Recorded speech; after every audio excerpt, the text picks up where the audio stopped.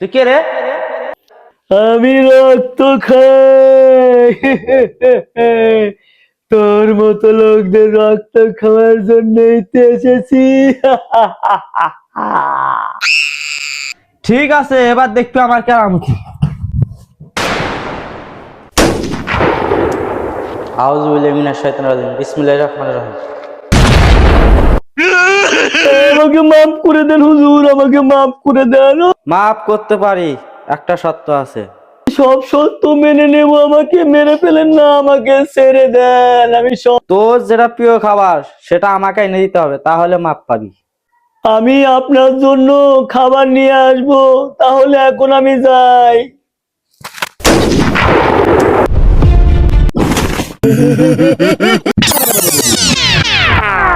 হুজুর, এই যে আপনার খাবার। কিরে, ঘুঘু বন্ধ করে কি খাবার? এটাই তো আমার প্রিয় খাবার, এটা হলো মানুষের শুকনা গু। তাহলে এখন আসি আমি হুজুর। শালা কয় কি রে?